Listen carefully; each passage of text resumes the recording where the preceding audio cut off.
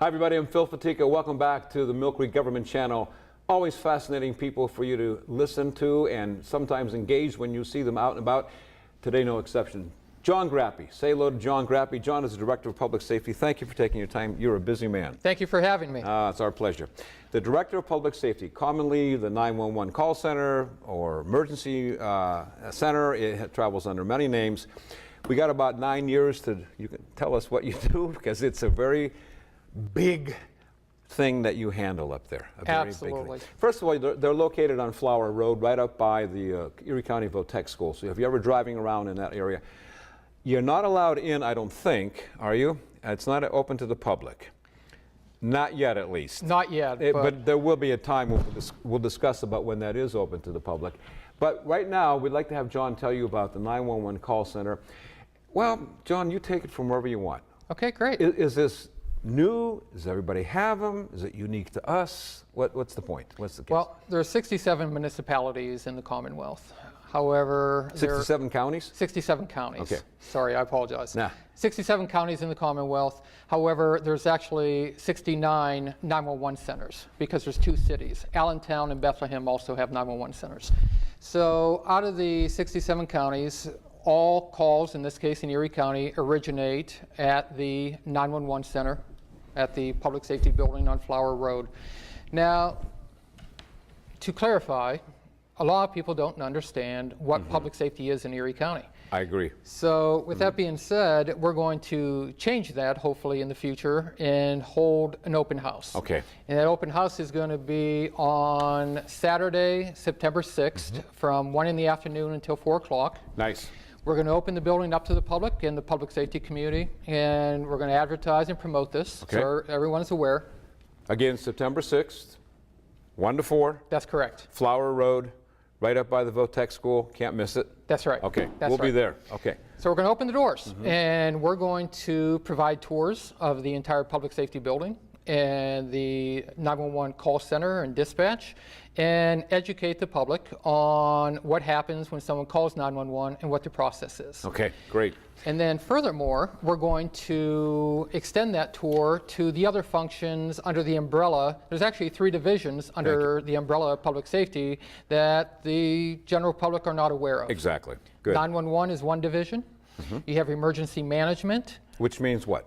Emergency management. There's preparedness, emergency preparedness. Like the bad storms we've had recently, Perfect blowing example. down, snow. Okay. That's right. Okay. And there's mitigation to again, preparedness and planning.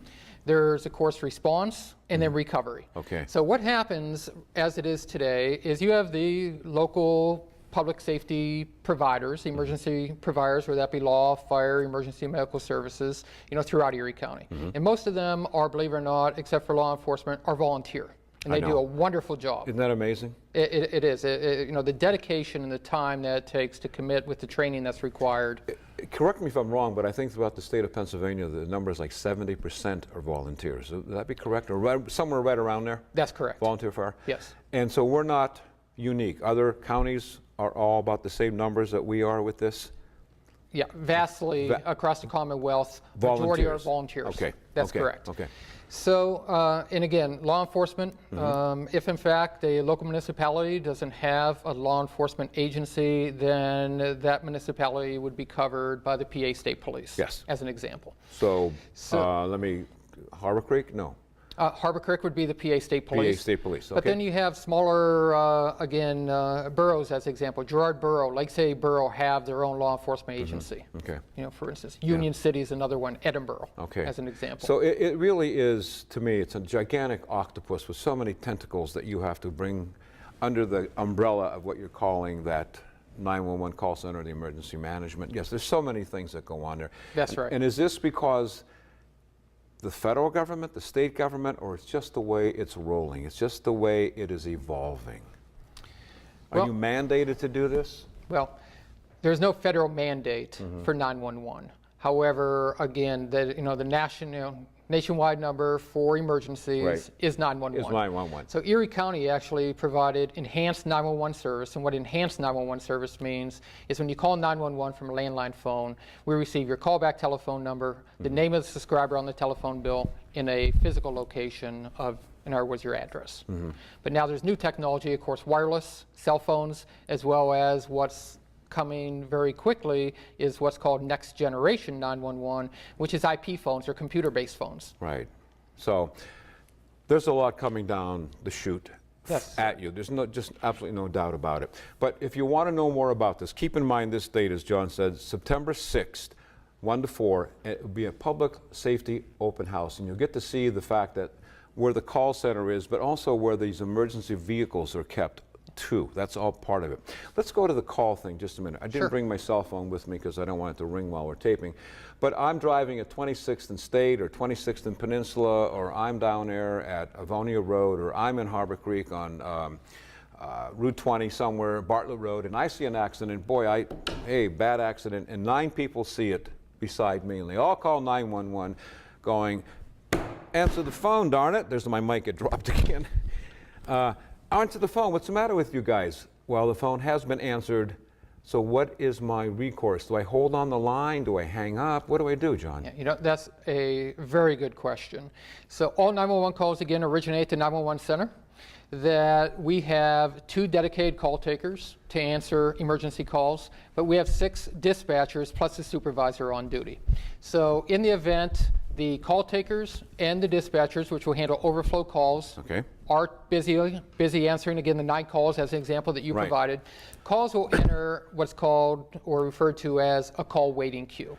It's often, you know, sometimes, you know, I get questions or concerns. I called 911 and I received an answering machine. Right. Or I was put on hold. Hold, yes. That is not the case. Okay. What they actually receive is they enter a call waiting queue. They'll receive a message so they know they've reached 911. And simply the message says, you've reached 911, stay on the line, do not hang up, your call will be answered in the order it was received. Okay. And I know when you call 911, the expectation is, I want my call answered Now. immediately. Yeah, right And now. What are you waiting for? And I completely understand that. As it is today, we can receive, although we only have 8 telecommunicators on duty at a time, based on current staffing needs, and that meets national standard requirements, Okay.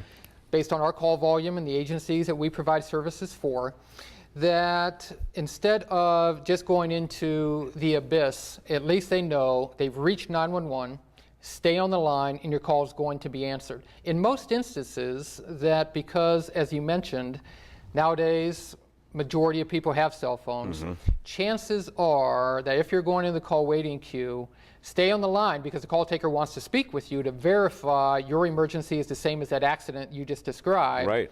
But chances are we probably have received other calls on that accident. But don't ever take that for granted. If you call 911, stay on the line till your call's answered. Okay, good.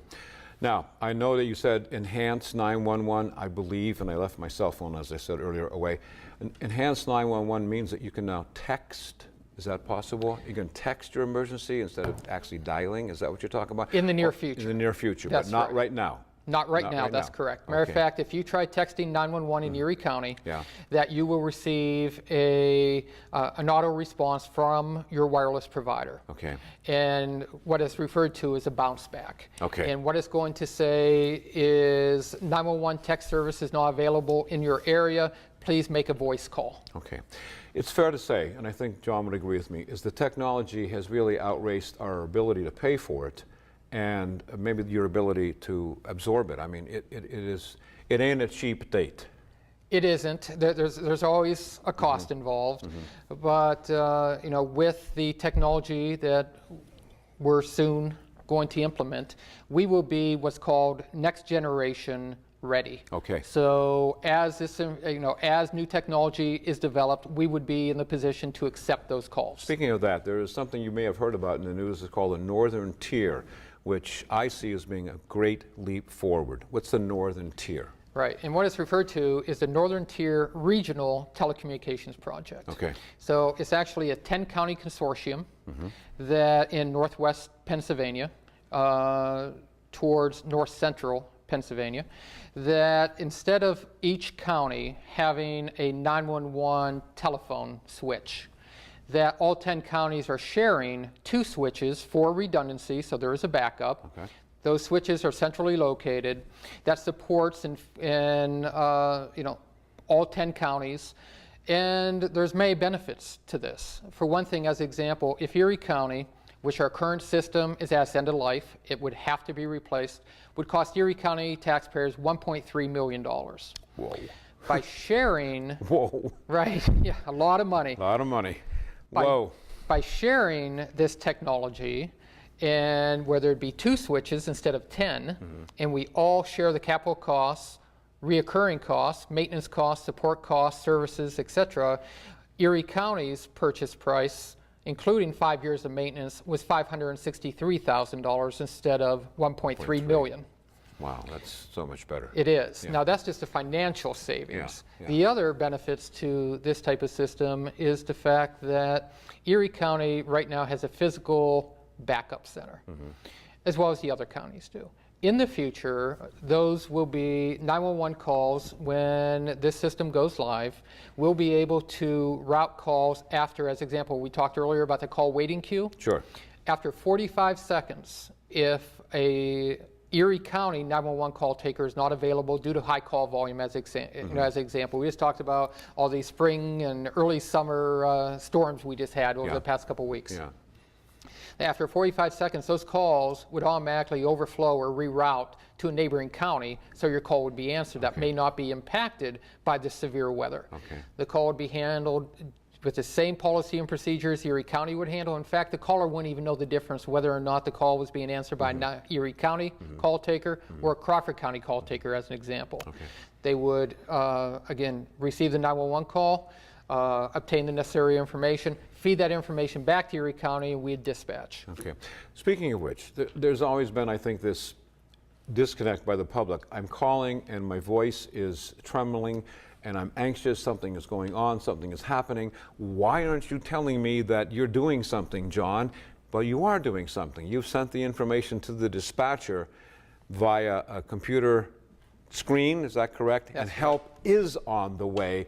But I'm just not telling you that, perhaps. But don't worry, it's on the way because I've already taken your information and the dispatcher is sending it out. I'm the call taker, you're the dispatcher. That's right. So it's called a computer-aided dispatch system. And what happens, CAD, that's right. And this is why we're having the open house, is to educate the public. And we're going to focus on public education. Is when you call 911, you are speaking to the call taker. And the 911 call taker is going to first ask you the address of the emergency. Where is the emergency? Where's it actually occurring? Furthermore, they're going to ask you to repeat that for verification, just simply to make sure that we have the location correct. Exactly like you said. Depending on the emergency, could be an excited caller. We just want to make sure that the location that you're providing is where the actual emergency is and the correct municipality. Again, we have 38 municipalities in Erie County. Sometimes there's duplicate road names or street names. Let's make sure we know exactly on Main Street, as example, that it's in Girard Borough instead of Waterford Borough. Right. You know, okay, as an example. Yeah. So as we start asking the questions, we have national dispatch protocol systems for medical, fire, and soon law enforcement as well. And for medical, as example, we actually have a medical doctor on staff, okay, which is required. And they review all of our medical protocols to ensure that the questions and the answers to those questions will dictate the type and level of response that we're going to send help to your house. Whether that be a basic life support, which would be an EMT, emergency medical technician, or advanced life support, which would be a paramedic that can start IVs and administer medications and things like that. Big difference between those two. Sure is. What the public really needs to know is those questions are essential. And while we're asking those questions, at a certain point, the system will prompt us to send that information to the dispatcher, and the dispatcher is going to already dispatch the paramedics, using that as an example. Right. The call taker will advise you of that I'm sending the call now to the dispatcher to start the paramedics, but I have more questions to ask you. What has changed over the years and what's continuing to evolve is long before the paramedics or EMTs arrive on location, the dispatchers are trained and certified. We can provide life-saving medical instructions to control bleeding, as an example, provide rescue breathing, or even CPR or emergency childbirth. Wow. Okay, that's great information, John. Just great. Let me just digress a second from what he does to. You've been doing this a long time, haven't you? I have. You started as a young man. a couple of years ago. Just a couple. Yeah, Yeah, that's right. And your knowledge is extensive, and I congratulate you. Well, I appreciate that. Thank you. That's huge, because people are concerned about public safety, aren't we? We all are. Our medical, our fire, our police, and they do it all up there. I wanted something you gave me, I think is of interest. It's called Know 911 Knows. It's register a household profile with the local 911 center so they can provide faster and better response in the event of an emergency, and the service is free. So what do? I think it's interesting. Let me give you a hypothetical. Sure. A lot of times in the past, people have said you ought to take the medications that I'm on, my wife's on, or somebody's on, and put them in the freezer, because if there's something going on in the house, usually a refrigerator is going to survive a fire or an explosion or something, and they know where to go and look and open the freezer and go, oh, Phil's on this and this and this and this. Don't give him this, because that would be bad. That's right. Is that kind of what you're saying here? You're saying to this household profile? Is that That's exactly what we're saying. Okay. The program's actually called Safe Town. Safe Town. Okay. And you can go onto the eriecounty.gov.org website, and on the main page in the lower right-hand corner is actually a link to Safe Town. Okay. And what someone in Erie County, I know Crawford County 911 actually offers the same program that Erie County does. And you click on the link, and it'll take you to a registration page. And is it safe? It's safe. I it's don't secure. want every Tom, That's correct. Dick, and Harry knowing what medication Absolutely. I take. That data is safe and is secure. It's not released to the public. That information, once you will register any phone number you have, your landline phone or your cell phone or a number of different cell phones, which will be affixed to a physical address in your, wherever you live, as an example. And then whatever information you want to put in there, it could be, as an example, medications, medical history. It could have to do with maybe autistic child, as an example, that you want first responders to know. Great. It could be that you have a elderly family member that is on the second floor and is disabled, as an example. So in the event there's some type of emergency, heaven forbid, but like a fire emergency, they would know at the time they call 911, this information would populate for the call taker and dispatcher, and we could alert the responders long before they arrive at the house. And all of this, you can ask John and the other people there. Again, I want you to write this date down, September 6th, 1 to 4, because there's going to be an open house at the call center, at the Public Safety Open House building there. And it's on Flower Road, right by the Erie County Vocational Technical School. It's just down the road. As they say, you can't miss it. Believe me, you can't miss it. So that's all really good information. John, now what's this Public Safety Telecommunicator Observation Program? Well, can I get in there and watch some people actually do this? Absolutely. Oh, that is the exact That's pretty cool. intent. That's contained in here. So what does that mean? Well, we actually just started this program. Matter of fact, this is the first Nice. opportunity to promote this program. Thank you. And we're going to promote this and press this out to the public. We're going to open it up to students and the public safety community, and also and then eventually we're going to expand that to the general public. Okay. And what it's going to do is there's an application. It's free of charge, and you're going to be privy to confidential information. And therefore, it has to be someone over 18 years of age. Okay. And you have to have a criminal background check. That's required by the PA State Police. Right.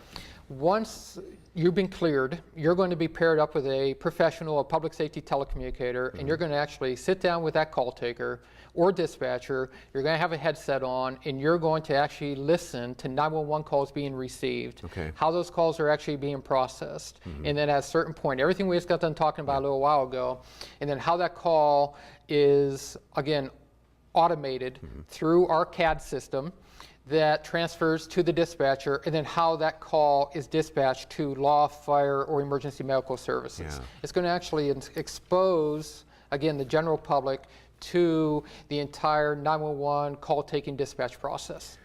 Something we're very excited about. I'm excited just listening to you. Yeah, that's incredible. Is there a particular day of the week, a particular time? I'm sure people want to know, do you really just get a lot of calls? Let me guess, Friday night after 10 o'clock. Yeah, yes. Well, you know. After 10 p.m. Yeah, that's right. You know, at one time, it used to be you could predict heavy call volumes. As an example, Okay. Friday, late afternoon, Yeah. rush hour traffic, everyone's driving home from work, you know, they're hurried to get home, start their weekend, and what was just a time for motor vehicle accidents. Okay.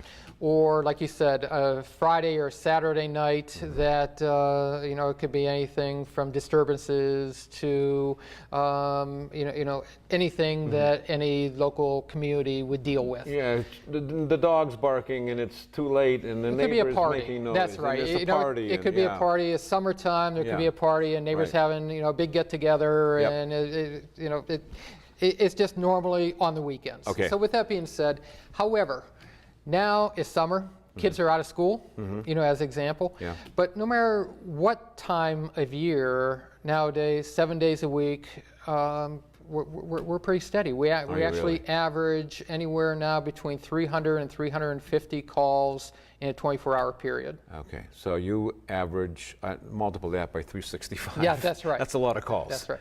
Last year, 911 calls alone, not taking consideration administrative calls, which is totally different. We handle those as well. Okay. 911 calls, we handled 144,000 last year. Wow, okay. Phew, that's just amazing. You are a fountainhead of knowledge about Yeah, this. yeah. And believe me, he's not even looking at any notes here, none whatsoever. One more thing I wanted to ask you about. This is the Public Alert Siren System. It's sort of the acronym PASS, P-A-S-S, Public Alert Siren System. What do you mean by that? Kind of like going back to the old civil defense days of the 50s or something? Very close. Ooh, Very wow. close. Snap. You're good. You're good. Actually, what this system is, working, again, public safety, as we talked about, with divisions, with 911 and you know, emergency management. And you know, I have just a talented staff, and I think it's Yes, you important do. to let everyone know that. Yes, you that do. operations is managed by Cale Asp, and I'd like to say that, and emergency management managed by Dale Robinson, Right, and right. information technology Abdul Osman, and they do a wonderful job, and so does their staff. Yep. Very professional, well experienced and qualified. We came together in a collaborative effort to what was always known as example in West County. And if we all recall the Albion tornado back in 1985, Never forget it. and they were often referred to as tornado sirens. And the only Okay. time they'd be activated would be if, in fact, the National Weather Service would issue a tornado warning, or again, a municipal official, or it was eyewitnessed by a citizen that there's actually a funnel cloud and it's on the ground, so on and so forth.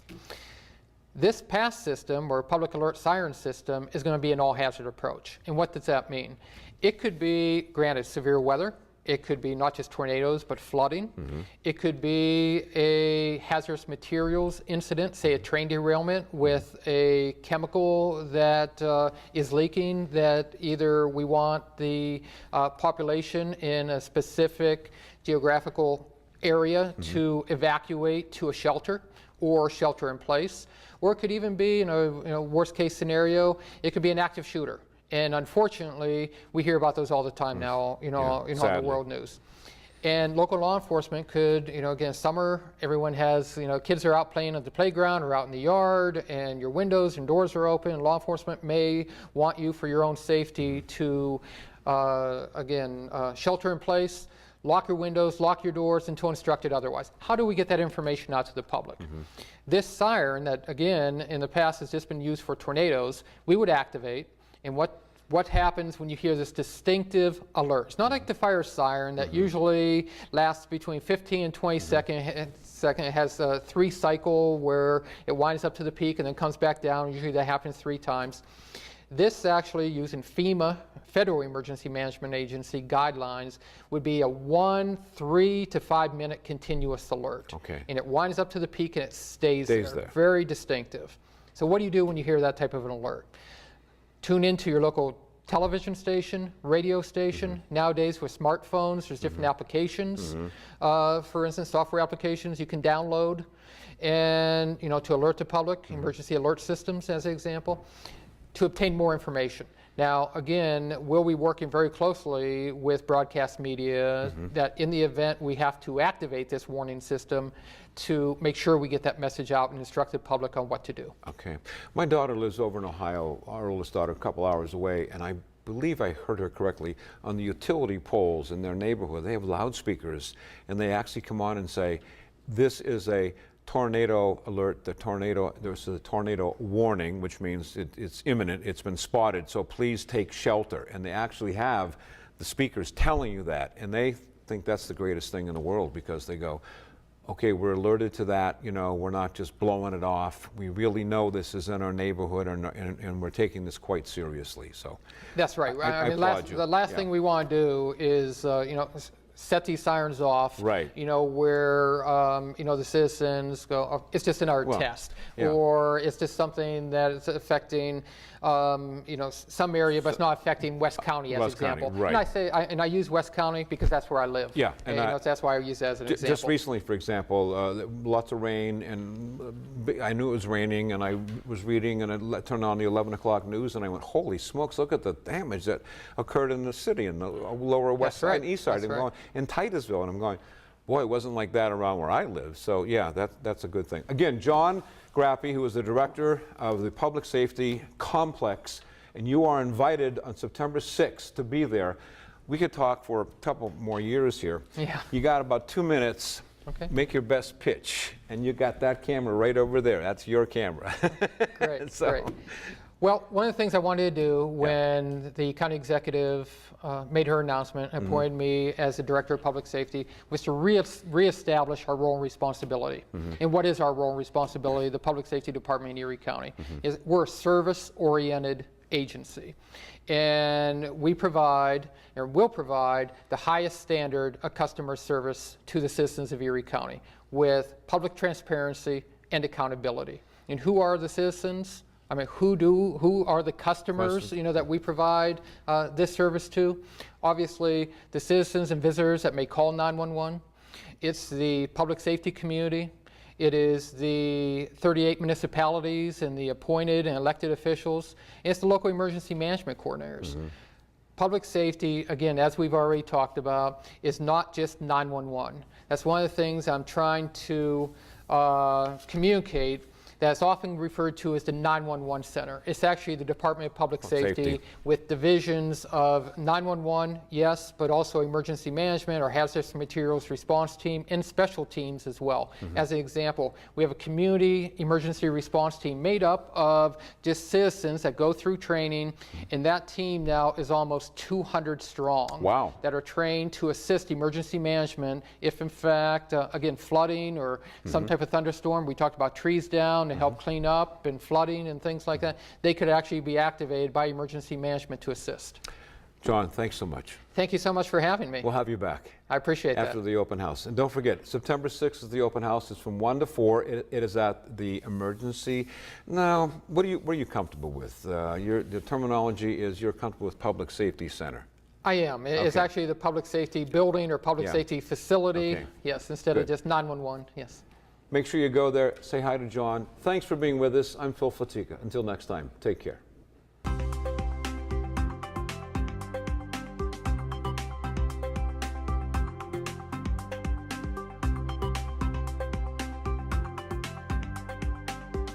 You're watching the Millcreek Government Channel, powered by WQLN Public Media.